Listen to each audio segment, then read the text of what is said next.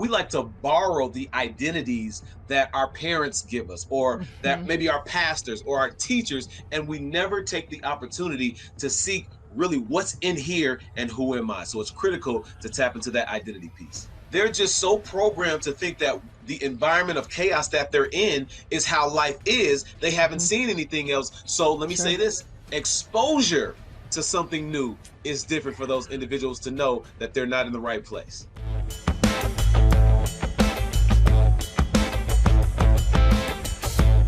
Welcome to Pivot Me, Dr. Joe. Yes, yes. Look, I'm excited. I couldn't wait. So I'm happy to be here. Thank you for having me. Absolutely. Oh, Dr. Joe and I have had lots of good conversations, so I'm excited for us to have them here. So if you would tell us about yourself and tell us what got you into this type of work. You've got a really varied background. So how did you get here?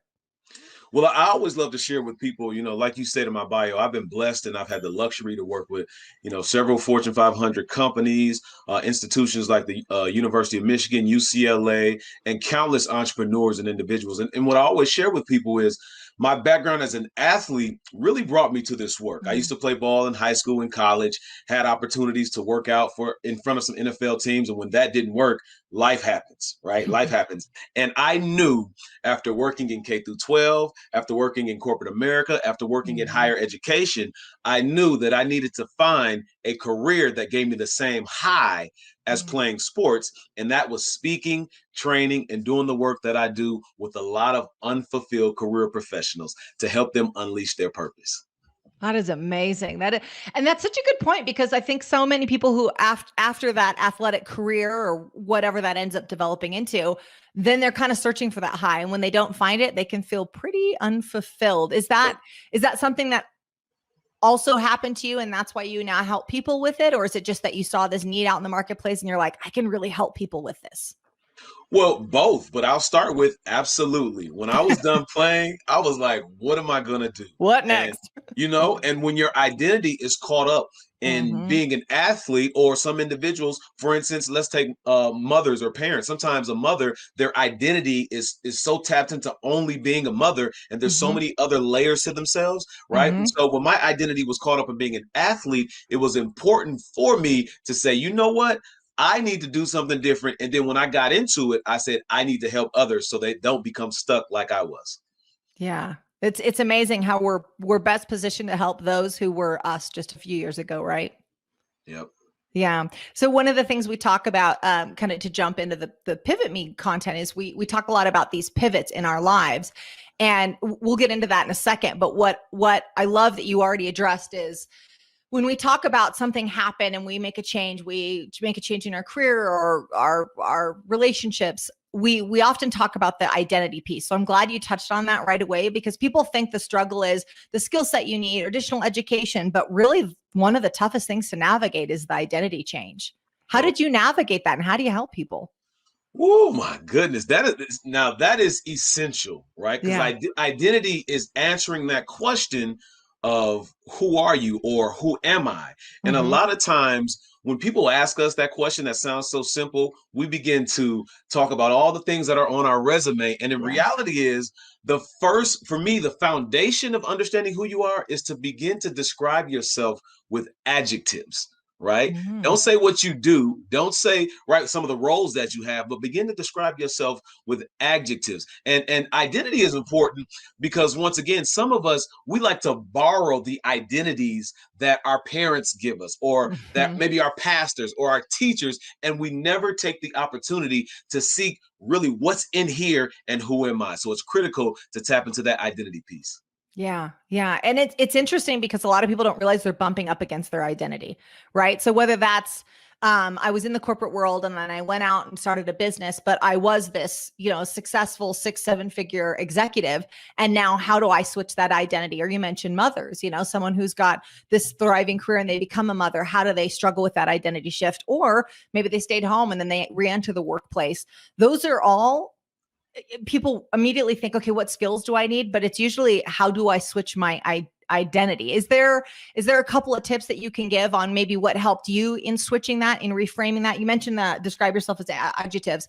What do you see people do and you go, I wish they weren't doing this. I wish instead they would do that, like actual real life examples. So the people who are listening right now go, oh, I am bumping up against that. And how do I get over it? Absolutely. Well, the first thing is this, because one of the things that we've heard a lot in our lives is, we have the ability to attract things, right? Mm-hmm. This manifestation state. And one of the things that I've learned in my experience working with a lot of individuals is that many of them can manifest things, but they can't manifest who they are from within, right? Mm. And the reason that is because, once again, we've been programmed to look and to think and to believe and to act certain ways. And the first step that I always tell people, one, like I said earlier, is to begin to describe yourself in adjectives. But one that is critical is to put yourself around the energy of people who are so confident in who they are, they're Mm-hmm. operating and they're aligned with who they are. And when you do that, that energy from those individuals will jump right into you. Why? Because energy, right, is a frequency. What is frequency? Information. So you'll receive that and you'll begin to say, okay, I need to look at this about myself, or I need to rethink this about myself. And we always have to reassess who we think we are, because sometimes we can get stuck in one particular place when Mm-hmm. it's time for you to graduate to that next level of who you are, instead of creating that divorce from who you are. Sure. Oh, that's so good. It's so good. We talk a lot on PivotMe about designing your peer group. Though a lot of us have a default peer group. They're the people we work with, the people that we live next to. And you've got to, that's fine. We can be friends and maybe our kids play together. Maybe we live next door and we have barbecues, but you also have to design that peer group, because you really are the people you spend the majority of your time with. I love when Steve Harvey says, if 9 of your friends are broke, you'll be the 10th. Ooh, yes. It's good, huh? It's good. It's just the power of the peer group. And so if you are making this identity shift, I love the idea of then pick the right people to be around that energy, because our default setting will be to be around the people that we were accustomed to being. So we've got to make this very conscious decision of, hey, we've got to seek out these other people to support who we are becoming, not who we were. Yeah, and let me say this, because it's important for me to acknowledge the difficulties in doing that for certain populations of people or for Mm-hmm. certain environments. So if you grew up in like a low income, or some might say maybe even the trailer park, right? And I'm doing this Mm-hmm. because a lot of people will say things like, "Oh, I'm from the hood." Yeah. Right? And I always tell people, look here, the hood is a place, right? Right? Or excuse me, Mm-hmm. the hood is not a place. The hood Mm. is a state of mind. That's why you get people who leave the Mm. hood, but they have the same issues. Yeah. You see what I'm Yeah. saying? And so for some individuals who are in environments like that, it's very difficult, because maybe they don't have the money to just up and leave. They haven't developed the mindset yet to say, you know Mm-hmm. what, I'm not around the right people. Or maybe they're just so programmed to think that the environment of chaos that they're in is how life is. They haven't Mm-hmm. seen anything else. So let me say Sure. this: exposure to something new is different for those individuals to know that they're not in the right place. Yeah, that's so good. So when someone's in a situation like that, so I mean, where I naturally go to is, okay, we always have access to books or to YouTube videos or something like that. If someone's in that where they feel so removed from where they'd like to be, but they're kind of stuck in this mindset, whether that's physical location or familial ties, like this is how it is because this is how it's always been. How do people break free of that? Oh, see, this is the power of the internet. This is We're the getting right power. into it. Yeah, let's do this. The power of social media, the Mm-hmm. power of YouTube, the power of being able to even books, right? Mm-hmm. Books are not foreign. Books are now right on your phone. Everybody has a phone, right? So what I mean by that is, I have mentors. I have people that have helped shape me that I Mm-hmm. do not know, but I consume their information and their content through Sure. social media, through the internet. Why? Because I am feeding myself. That is part of my diet. Diet Mm-hmm. isn't only the food that you consume, it's Mm-hmm. also the content that you consume. Yeah, it's so, and you got to be careful. So we're talking about putting stuff in, but also sometimes we got to remove stuff out, because when Ooh, you've got the choice of like, am I going to watch this video that's going to entertain me, but really not progress me at all? You could do that, or you could watch, Tony Robbins speak, or John Maxwell speak, or Les Brown, or some of the great speakers that are motivational and insightful and give you tools. That's a choice we all make. Like most of us, if you live in the US, most countries, but if you live in the US, you likely spend a decent amount of time with a digital diet. Choose it. Don't let it choose you. Don't just click on the next recommended video. Go out and seek these greats. You can stand on the shoulders of giants. You just got to click the button to listen to them. That is so true. And to simplify it, it's all about, like, if you go to someone's page on LinkedIn or Instagram, and someone that you like, man, they're doing their thing, or they're a great speaker, or I love what they're doing in their business, go and see who follows them and also who they follow, and start to follow them, because they're not going to keep people around them that's not going to help them get to that next level. That's so true. That's so true. Well, Dr. Joe, talk to us about the difference between purpose and dreams. I kind of want to get into your content and some of your teaching. So explain the difference to us. So let me say this. So I always share with people, the first thing that I usually say is pursue your purpose, not your dreams. It's the title of my book, right? It's a conversation starter. And some people are like, well, what do you mean? And I have to share with them, if you go to the fundamental definition of what dreams are and that definition of purpose, there's a distinction there. Dreams are thoughts or ideas that may or may not come true, right? That's the fundamental definition. Purpose is the reason for which something or someone exists. Just in those definitions alone, for me, purpose is more powerful. That does not mean you don't dream, because I'll never tell anybody not to dream. But what I will say is put your dreams in context, right? And we've been programmed to believe that we find our purpose, we discover our purpose. But if you understand the spiritual connection to that word purpose, it's already in you. It's a God-given gift. So it's about unleashing your purpose. That is beautiful. And what I heard also is I heard a pull versus push. Sometimes our dreams, we kind of have to push for them and work hard. There's always work involved. But when I hear purpose, I think of a pull. Yeah. Like something that's pulling you to it. It's sort of, if you just get quiet and listen, it's there. You're being pulled towards it. So it's, anyways, it was just kind of a little thought that popped in my mind. I was like, I hear pull. I hear pull in there. But that's good. And the reason that that's good, let me share this with you. I've worked with, I've coached some women, right? And the first thing that I would say to them is, one, I am not a woman. I don't have the experience of a woman. So I'm not speaking to you as though I do.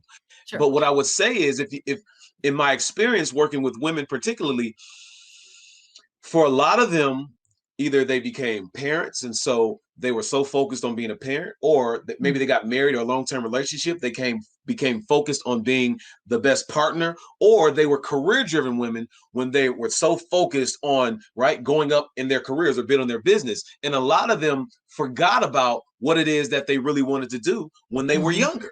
Yeah. And it's so interesting as I work with them, how they would always end up right back to what they knew they wanted to do, maybe when they were in high school or in college. It is crazy. So when you talk about that pull versus push, that's real. Yeah. Yeah, that's so good. And I think one of the things that we've got to be clear about is you have to have some real conversations with yourself or with a coach, someone that's going to pull this out of you, because your current life is just maintaining your current life. If you're going to invest in a future, that takes some clarity. And sometimes it's getting quiet of all the noise and stuff, like quieting that down and then going, okay, what's the real purpose? Like maybe go back to, what did you originally want to be in the very beginning before the world told you needed to be someone else? Yeah, that's what a lot of us do. I know that I've worked in higher ed before. And so I know, and I've worked in K through 12, and I've worked in corporate. So I've had students of mine who they would go right into the formula that society gave us: graduate high school, go to college, and you'll get a great job, which is not real. Is not real, right? And what I realized, even with some of my students, when I was in higher ed who were graduating, they were frustrated because they knew that the degree that they had, it wasn't what they really wanted to do, right? And so they were almost forced into saying, hey, get that engineering degree or get that computer science degree, because that's where the money is going to be, right? And you can be, let me say this to all my career professionals that may be watching this: you can make money, you can be productive, but at the same time, be unfulfilled. So you got to Mm-hmm. be careful in what you choose to do in your life. For sure. And for the parents listening, be careful about how you encourage your kids in that regard. I actually just heard this. It was just a social media post, and the gal was talking about career advice that she got that was so valuable to her. And she was telling the story about this man who wrote in, and he said, I went through 8 years of university and law school to become a lawyer. And he said, within the first year, this was advice he gave her. Within the first year, I immediately knew I hated being a lawyer. And he said, and I went and talked to my family about it. And his family's like, you just did 8 years of college and you've got a couple $100,000 in student debt. You can't just quit after a year, right? And he said, so I practiced law for 50 years. And I hated 50 years of it. And he said, and to think I could have only hated 1 year of it and done something else. That powerful. That speaks to my soul. Why? Because there are so many individuals like that. They're sitting in their offices right now, or maybe they're at home in their home office because a lot of folks are virtual. And in their soul it's been speaking to them for years. Like, this isn't it. This isn't it. But they didn't listen. They don't listen, and they won't listen. Why? Because there's pressure to fulfill everyone else's need except our own. For sure. Right. For and sure. we have to sometimes get selfish and say, you know what, if this isn't right for me, I need to make sure that I do something and make some adjustments, make that pivot so that I can love my life.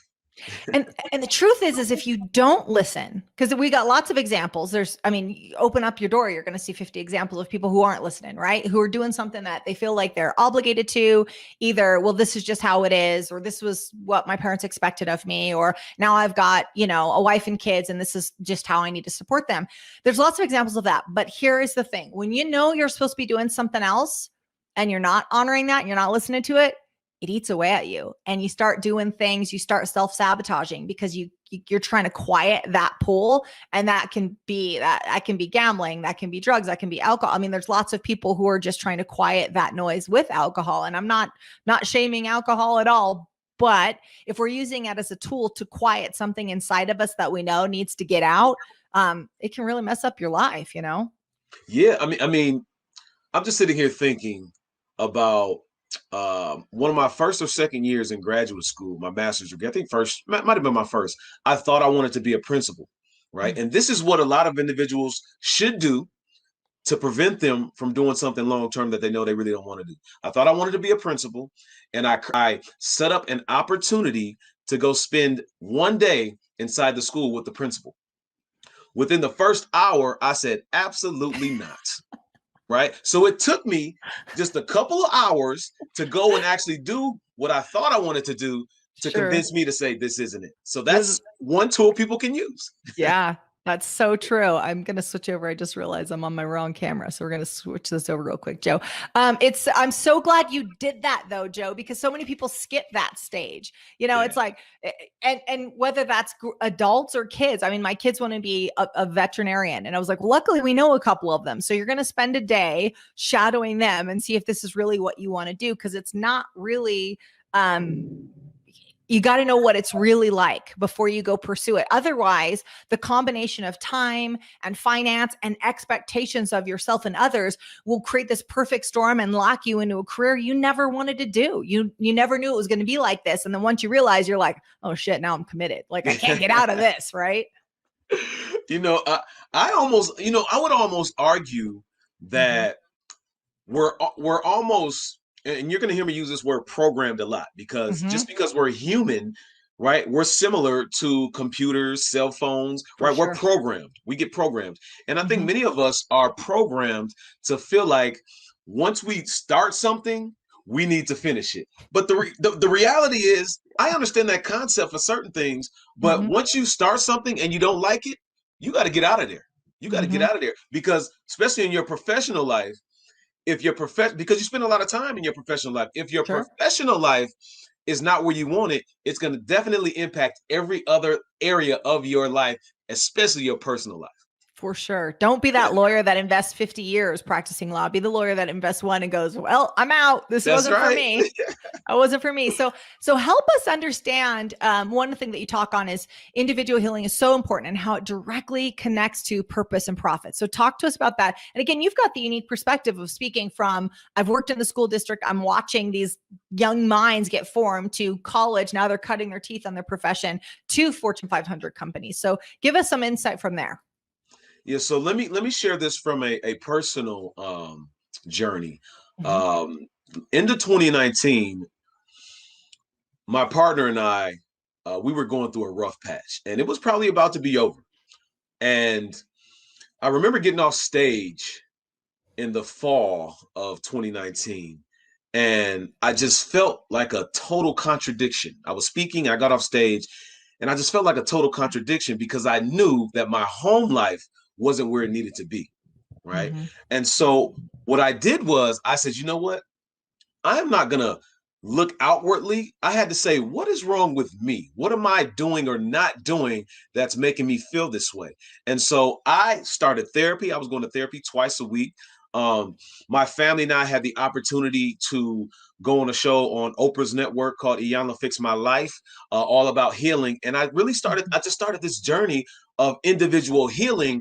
And as I begin to release a lot of the things that happened in my life, because I always say, many of us are recovering from our childhood, right? When I begin to release those things, I started to see things starting to happen. My family, we became closer. My partner and I, her and I became closer. And I just created this abundance of opportunities coming my way, relationships getting better, and that stress just being released from my life. So that individual healing will allow you Mm-hmm. to align in your purpose, but also introduce you to other forms of profit. And really, you'll just be like, oh my goodness, this feeling of bliss and a lack of stress is beautiful.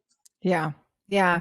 The other thing is when those things are weighing on our mind, it takes up, we talk a lot about mental real estate. It's taking up mental real estate, right? So if you show up at work and you're leading an organization and you're rallying a team and you're inspiring people, but in your mind, you just had your sixth fight with your partner at home right before you came in, you're kidding yourself if you think that's not affecting your productivity. It is, That's right. or how you show up in the world, or what kind of energy you bring to your team. It absolutely does. And so those things really, really bleed over. So sometimes it's how we show up as leaders. Sometimes it's the way we talk to people, the way we inspire people, our rosy or negative outlook on the world. That the rest of the stuff, we work hard to drop it at the door, but it still comes with us. Like all our problems walk just through the door with us. And so take the time to address them. I mean, what was that like? I'm curious, Dr. Joe. I imagine you, again, you're up on stage and you're talking to people about these things and you got this gnawing feeling like, man, I don't have my stuff tight yet. How how do you navigate that? Is that, I mean, does imposter syndrome come up when you're dealing with that, or talk to us about navigating it? Oh, as I think about it, for me, I didn't feel like an imposter. Mm-hmm. I felt like Les Brown says it best. He says we shouldn't practice what we preach. He says we should preach what we practice. And I felt Mm-hmm. like I wasn't practicing what I was preaching. You see? And people may not have noticed the struggles that I was going through that didn't know me, but the people that knew me, they felt that energy. They said, Joe, Mm-hmm. what's going on? Something is a little off. And so I knew that the people that were close to me, if they felt it and I was Mm-hmm. feeling it, I had to do something about it. So it Mm-hmm. was important for me to take accountability and acknowledge what needed to be done, figure out what it was, and take action towards healing whatever it was I needed healing with. For sure. And the one thing I'll speak to on that is taking accountability is so important. You know, I'm a huge believer in extreme ownership, because we can't expect anyone else to release us, whether that's our childhood and it's our parents. You know, we have to make amends however we make them. And if your parents are still here, you know, maybe that's a conversation, maybe that's a letter, maybe it's a letter that you never send. But really, the healing, it's on us. It's not on anyone else. We've got to do that. If we're going to live these bigger, fulfilled lives, nobody gives us that permission slip. We have to sign that ourselves. And you know what? That is so true. And I realized for a lot of my leaders that may be watching us, for a lot of individuals who may have their own businesses, and maybe Mhm. it's just you, or maybe you have employees. But one of the things that I realize about that word accountability is that when we don't take accountability, it impacts our accounts receivable, right? Mm. So we have to acknowledge when we did something wrong. We have to acknowledge when we have to do better in a specific place. It's not just in our personal lives, it's also in our businesses. Yeah, they really do bleed over. So when you may have mentioned it already earlier. We'll see if this is it, but we always talk about in Pivot Me, we talk about this pivot point, right? This moment when it all changed. So I don't know if it's the moment you got off the stage or if it was something else, but and sometimes it's dramatic. Sometimes it's I got stuck on a roller coaster upside down for an hour and I thought about my life. That's Ian Coniac's story. Great story. Sometimes it's a career change. Was there a moment for you when everything changed and there was this inflection point and then everything was different after that? Yeah, so one is that point when I hopped off the stage and I just felt contradicted, and there were talks about getting a divorce with my partner, right? Mm-hmm. But there's another one before that, and that was when um, I was working full time, I was doing my PhD full time, and I was working on my business. And I remember being in my office, and I was just like, why? Like, why am I here? I know what Mm-hmm. I want to do, so I need to just do it. And I remember the end of that year, I did my taxes, and I realized that I made a little bit more in my business than I did for all of those hours I put in working in my full-time job. And I said, oh my goodness, I made what I made in my full-time job in I think about 20 to 25 hours of my speaking business, right? And so Wow. that told me that I needed to pivot and really focus on what I knew I loved. And that's my pivot point. Yeah. Yeah. So it's actually seeing the finances that really was like the catalyst, but it's not just chasing the finances. It's because that's the part that you really love doing too, right? Oh, you talk about. So this is the thing. I always share. It's not about just about the money, right? And Mm-hmm. let me be clear. When you start a business, you start a business not to just do a nonprofit if you just want to save the world. But when you start a business, you want to make money, Sure. right? But for me, I never realized that when I was speaking, the amount of lives that I would change or the emails Mm-hmm. that I would get about I was going to commit suicide or I was depressed. Thank you so much. So for me, I didn't realize that. And that is even more important than the amount of money that I can make because you're saving and changing lives. Absolutely. And the thing about something like speaking, we talk about this in Pivot Me as well, is multiplying your impact. And so sometimes in work we're dealing with people on a one-to-one basis or one to small group, which is important and you can impact those people. But if you really our time on this earth is finite. And so if you're really driven to make massive impact, you got to get on bigger stages. You've Oh got yeah. to get in front of more people because there are people that are Googling for the answers that are already in your head. So the bigger rooms, the bigger audience that you can speak to and virtual, when we're doing it virtually, it's infinite. I mean, you can speak to tons of people, but there are people that really need your message. And so I love that you did this and now you are speaking on these large stages, that you are speaking to tons of people that get the benefit of your experience, your knowledge, your formal education, but as well as just your informal, your street education, which can be so important. Oh yeah. Common sense is one of the least common sense of all. Um, I love that you're doing this and you're impacting people's lives like this. Yeah, and just to be clear, I always share with people, when you have the ability to communicate and communicate effectively, right? You have the ability to because I say this, I say this all the time because everybody claims they're a speaker. You go to their LinkedIn, in their bios, I'm a speaker, I do this. And in reality, this is not a game. Like I don't play Mm-mm. with the world of speaking, right? And what I Mhm. mean by that is anybody can talk, but everybody can't speak. It's hard to educate, entertain, inspire, motivate all at the same time. And there's different For forms of sure. speaking, right? Keynote, webinars. I even think Mhm. writing books, that's a form of speaking. But Yeah. but I say that to say this. When you have the ability to communicate, figure out different ways in which you can do it. And one of the things that I'm doing, I know that there are more people because they're in the house, they're watching TV more, they're on their laptops more, they're on their phone watching shows. So I've been able to go to LA and pitch a couple of shows because I don't want to just use my voice only on the stage and speaking. I want to use it in ways to get out to the people, like you said, get to as many people as you can. Yeah, absolutely. So we've got a question here from Michelle Newman, and just to give context, so this is for people that maybe are newer to speaking, maybe aspiring speakers, or they when they still get up on stage, they get a little nervous. So she asked the question of, thank you, Dr. Joe, for all that you do. Do you get nervous when you speak, and what do you do to hype yourself up before you speak? I love that.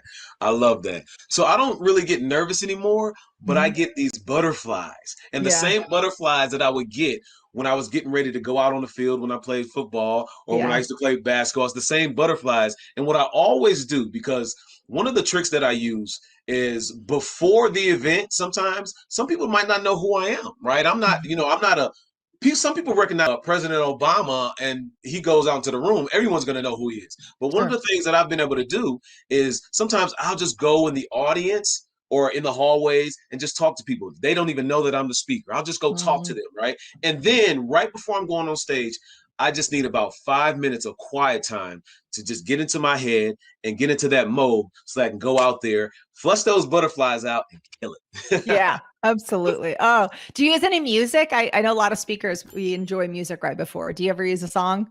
Oh yeah. So Okay. so so the quiet time and then right before there's a little I love Jay-Z, so I'm usually bumping some Jay-Z, but something that's it's the same as when I used to play ball and get that hype Yeah, music that gets me ready. same. For sure. Too bad we can't walk out like boxers or MMA Right. fighters do. Like they're blaring music. And that's what we need for speaking engagements. Right, Uh, right. oh, that's good. That's good. So speaking of being an athlete and the life that you live now, I'm curious about success principles. So things that you do, whether that's a morning routine, things that, meditation, I work out every day. What success principles did you maybe they carried over from you being an athlete? What do you use today to make you successful? Well, love that question. Definitely working out, right? I Hmm. work out all the time, probably at least 4 to 5 times a week. Just to, and it used to be for the physical part. You want to look Hmm. good, and you want to be strong enough to handle those 300-pound men out there on the field. But now it's for my mental health, and it Hmm. gives me the stamina to be able to do the work that I do. Because sometimes people don't know when you're on a stage or when you're doing this thing virtually and you're really giving your all, it can drain you. So you have to be ready. Tony Robbins is a great example. He would go Hmm. like the whole day and you're like, how is this man still functioning? Right. So true. So for me is making sure that physically I'm ready. But another thing that I do, and I tell people this all the time, um, I pray because Hmm. prayer is your ask to whoever you believe in, but also Hmm. meditate because that's your opportunity to listen for what you ask for, listen for the answer. So those are two of the things that I do. So good. So good. So with so a lot of our listeners work out, want to work out more. There's usually a decent exercise routine, but one of the questions we get is, okay, well, how do you make sure you schedule it in? Many of the listeners are business owners, a lot of times parents. So we're juggling multiple competing priorities. Do you schedule it in, Joe? Do you do it at the exact same time? How does that become like a critical piece of your week? It's not an option. It's not an option. Mm, This the same way I have to get up and get my kids ready for school, or the same way I have to go to a meeting at 8 a.m. if I have a meeting, or the same way I have to do whatever. It's part of my lifestyle. It's a yeah. lifestyle thing. So when you make it a lifestyle thing, you'll do it because when you don't do it, you'll feel it in your body and you'll feel it in the way that you operate every day. Yeah, it's so true. So true. And it kind of starts out as I want to be stronger, I want to look better. And then somewhere in your 30s or 40s, it starts like, oh, I need this for my health. That's right. I That's need to right. release some dopamine or serotonin. You start doing it for neurotransmitters. It's totally Yep. different. Or if you're a parent, you're like, I got to do this to maintain my cool and my Your patience. sanity. Yeah, exactly. It evolves, but it's still so important. That's Is right. there anything else that you're like, oh, this is huge? So I heard prayer in there as well. Just, when people are looking at, okay, I need to make sure that this is in my week, or Do you use, affirmations, things that you tell yourself, whether that's before you get up on stage or, hey, I want to make sure that I deliver in the best that I can. Is there anything additional like that? Absolutely. Although I love music, I love music. Mm-hmm. However, I listen to more podcasts than I listen to music. Sure. Right? I am always feeding my mind. I listen to more audiobooks than I do music. I am always feeding my mind because I know that has to be part of my diet. Not only what I consume, right, in terms of food or what I'm drinking, but Mm-hmm. also what I'm putting up here, putting right here, and putting right here, right? I always say we have to work on our mindset, our heart set, and our soul set so we can get to our next level. So true. So true. And the people that you work with, Dr. Joe, are they looking for that next level of success? Are they, I'm out of alignment and I want to get back in alignment? Is it, hey, I'm this far down the road on this career that I'm really not passionate about? Who's kind of your ideal person that you work with? Yeah, so my specific audience, it's unfulfilled career professionals that are looking to transition into a career that they love and a Mm-hmm. life that they desire without stress. That's Mm. my ideal client. Now I have some other folks who I deal with, but everything is surrounding unleashing your purpose. But that is my ideal client. Yeah, absolutely. Wow. I'm trying to think of how you walk through that process. Can you give us just a little behind the scenes on how you walk through that process? Because who you just described, man, there's a lot of people Yeah. like that can use your help. You got to start speaking more, Dr. Joe. We need you on more stages. Can you give us a little behind the scenes on what you walk them through? Absolutely. So there's a model that I operate from, and it looks like a triangle. And at the base of that triangle is awareness. Mm. Right, and we have to become aware of where we are. We have to become aware of some of the habits that we have, good and bad. We have to become aware of everything about us and around us. Right, the second part is the knowledge. Mm-hmm. Right, giving ourselves the knowledge, the necessary knowledge that we need to reprogram how we think so we can impact our actions. And right, and the top part of that is the skills. That's when you gain the skills, right, to do what it is that you've become aware of, and the knowledge. Right. And so Mm-hmm. awareness, knowledge, skills, that's what I walk them through. And what happens with a lot of people, they want to skip steps. They want to take me to the skill, or they Yeah. want to get to the Always. knowledge and then try to do it without gaining the skill. You can't do that. You have to Mm-hmm. go in the sequence that is best for you. And that's the sequence I use: awareness, knowledge, skills. Yeah. It's funny because people do sit down and go, all right, what's the skill? Like what book do I need to read? Do I need to take a class? Let's just get right to it. And you're like, you gotta do some of the other work too. So That's right. that's good. So one thing I'm curious about, kind of going back to your history. So PhD, Mhm. major commitment. Is that okay? I knew this is what I wanted to do, and I was burning desire. Do you come from a long line of PhD holders? Talk to us about that journey. Look here. Absolutely not. So I always share with people, I graduated high school with a 1.6. Wow. I graduated undergrad with a 2.4. And remember, those were the days where I was so focused and my identity was only me as the athlete. Right. But I ended up getting a PhD. The first one in my family on my mother's side, out of 28, 29 grandchildren, the first one to get a college degree. I'm the only one Wow. in my large family to have a PhD. So I broke a lot of cycles, and that's what I'm here for. I always say I am an angelic disruptor in every area that I tap into. Would other people describe you as an angelic disruptor too? Oh, Does the family receive that they well? will. Okay, good. Well, hold on. It may not always be angelic to them. Okay. I was like, it's angelic I'm focused on here.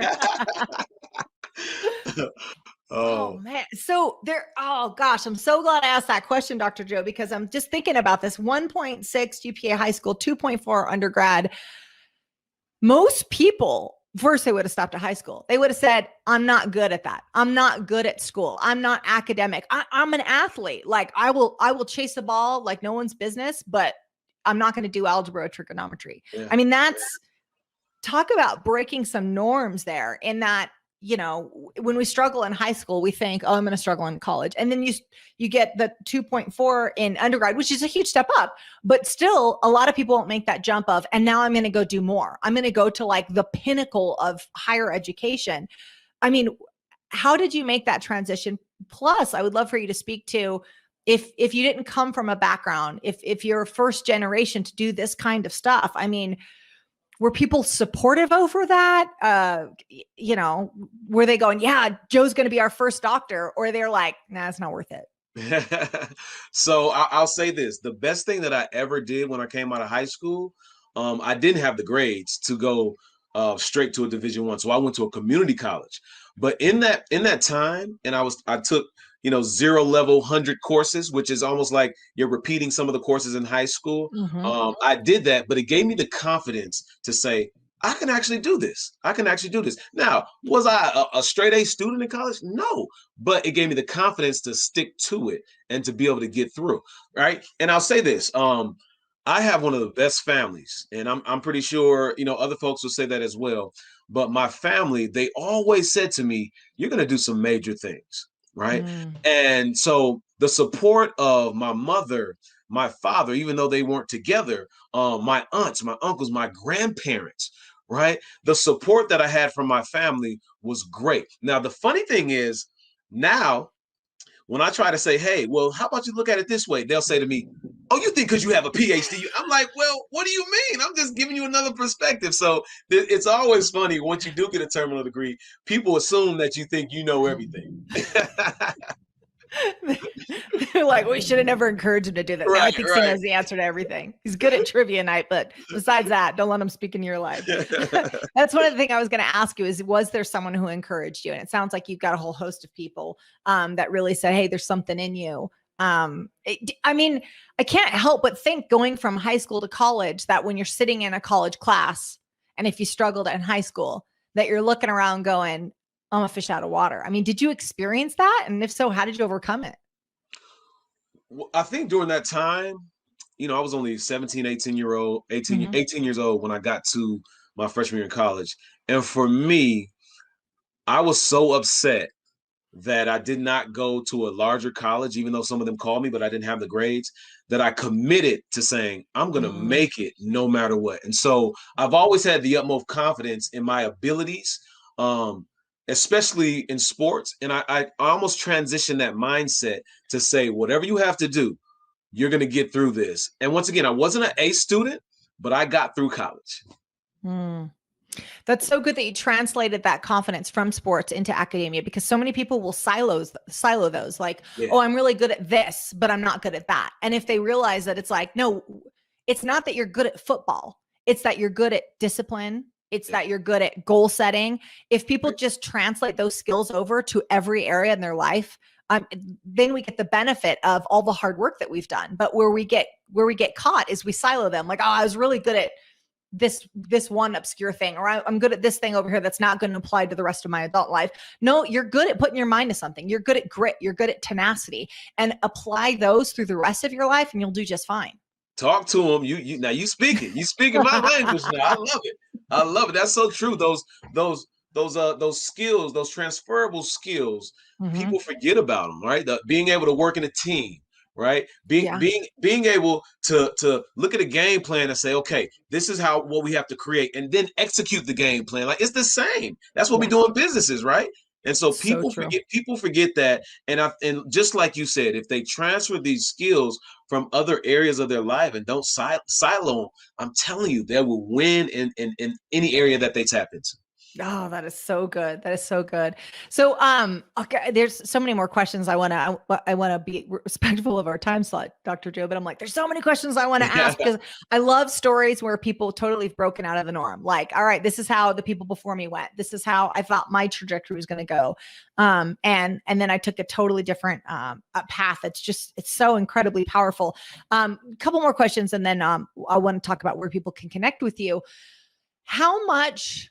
It's kind of a loaded question. How much did your experience that we were just talking about, how much did that contribute to the work that you did in the school system? Is it just, I understand the highs and lows? I mean, I imagine you brought a lot of that experience into helping others within the school system. Oh yeah. My background is counseling. So a lot of what I've been able to create when working with individuals and in working with companies, doing trainings, all that fun stuff, I take a lot of some of the foundation that I've learned about counseling, and I implement it into some of the work that I've done. Yeah. And a lot of people, they don't even know that that's where it's coming from. But when you're trained as a counselor, as a therapist, there's certain tools that you're able to use, and there's a certain lens that you're also able to view things from that other people's can't. You know. Yeah. I would love, I'm gonna put you on the spot here, Dr. Joe, but I would love for you to share a couple of those insights. So again, a lot of people listening are running businesses. Many are business owners. Sometimes they're just in leadership roles. Mhm. Is there a couple of tools or a couple of tips that you could say, use this, not that, ways that they can either connect with their team, listen to their team better, inspire their team better, and maybe even something for some parents as well? Oh, absolutely. The first one is going to sound so simple, but it's so critical.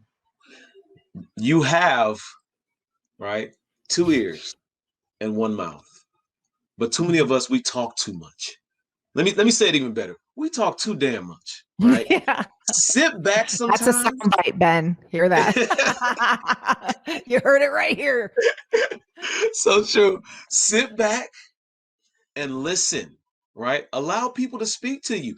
In some organizations that I've been to, I noticed that the culture was built where there was a fear to be able to speak and say something to the folks who are in upper management or in the C-suite, right? Oh And what yeah. we have to understand is when you listen, you're going to get all the information that you need. So you have to develop a culture that people will actually share what's on their mind, but you also have to listen as a leader, right? Another thing is this. Some of us, what we do when we're working with individuals, we're not listening to anything that they're saying. We're just waiting to just say whatever it is that we're thinking and combat whatever it is that they're saying. Sometimes it is okay for you to just slow down and just say, wow, thank you for sharing that with me. Mhm. Show appreciation, Mhm. because for some organizations it's very hard and very scary for individuals to share certain things with you. So when you can say thank you so much for sharing and I appreciate you from a genuine authentic place, it'll go a long way. Yeah. Oh, that's so powerful. You know, one thing, as you're talking, I thought of a scenario that was shared with me. So my former sensei, he ran several different organizations, and one of the techniques he would use in conflict resolution that I thought was so powerful, so simple. He'd bring two people in and say, "Okay, I'm going to hear from you, Sarah, and then I want to hear from you, Bob." And then Sarah's going to go first. Sarah says all her stuff, right? So Bob's preparing his rebuttal. He's like, "Oh, that's not right," and she's got that detail wrong. When Sarah's done, he then looks at Bob and says, "Okay, Bob, what Tell them did you what just hear you're. Sarah Yep. say?" And I he's like, know. "Oh, snap, I wasn't listening." Yep. How many of us are guilty of that? Well, our partner starts talking. We're like, no, you were supposed to pick up the milk. We're automatically planning our rebuttal. And I thought, oh God, that's so simple. He told me that years ago, and I completely used it. Thank you, Ed Sumner. I've used it Happens all the so time. many times, right? Oh, it's so true. Actually Yep. listening. And the other thing that's so important is think about what we want as humans. We want to be seen, we want to be heard, we want to know that we're important and we belong. Give them that. At least let them know they're seen and heard. That's so important, or else they'll just keep coming back to the same damn point because they That's know you right. didn't hear them. That's right. Oh, that's That so is good. that is so true. And I will add this last piece to it. Um, a lot of times we may have some dialogue with our employees or even with our partners or just a friend. We'll have this dialogue and the dialogue end, but we never came to a final solution of what we're gonna do. Mhm. And then we go do whatever. And we're like, hold on, I didn't say to do, or I didn't, we don't finalize the Mhm. discussion. Right. So it's going to be important for us as we have this dialogue. And I'm saying this because I'm working on it with my partners. I'm working on it. Right. And I'm working on doing it with individuals that I work with, just making sure that I finalize and come to a conclusion of what we said and what is the action once we do that. So true. God, and it's true in marriages, it's true in organizations, and like bookend it. Say, okay, here's what I'm walking away with, and that's so important. If every conversation and every meeting we ended with like, all right, what's everybody walking away with? I'm walking Yep. away with the project is now going ahead, but it's moved out to June and I'm Yep. starting on this piece. Got it. You Right. understood it. Or with your partner, okay, I'm walking away with, we just agreed that the kids' bedtime, this is an argument in our household. I'm agreeing that the kids' bedtime is now 8:30 and mom's going to stop pushing it because I tend to push it. It's true. But like instead of us just discussing about like, well, we're going to have a bedtime. What's it going to be? Da, da, da, we have to bookend the conversation with, Yep. here's what I heard. Here's what I'm walking away with. And Yep. that's so important. One of the things we talk about, so I worked in negotiation for years and I've trained lots of people in negotiation. And I tell people all the time, and this is true in sales negotiation and any relationship where if you got two humans involved, it's likely true. I said, people are jerks a lot less of the time than you think. People take advantage of each other a lot less than you think. It's usually that people have not communicated expectations. They have not clarified, hey, this is what, I mean, whether that's you buying a car, negotiating for a job or a discussion with your partner, it's usually people come in with different perspectives. They have different expectations. Usually they're left uncommunicated because we're just not good at communicating them unless we actively work on it. And then everybody walks away with their own set of expectations. Yeah. And if we stop and say, all right, what'd you hear? What did I hear? Where are we going from there? Again, people are jerks a lot less of the time. That's real. That's real. And yeah. I believe that we definitely have way more good-hearted people than we like to give. We like to give credit for. And there's a lot going on in the world, but there are a lot of great people out here. There sure are. I just read this quote the other day that says, proximity lends itself to empathy. And so when we get close to people, and that's also, I would change that a little bit and say, and we really hear each other. There's a lot of empathy there, and you'll see the goodness in people. But when we're far back from them, we're not listening to them. It's just on social media, and people aren't always their best on social media. Then there isn't empathy, there isn't understanding. But when we get up real close with people and we have real conversations, there's a lot of goodness there. That's real.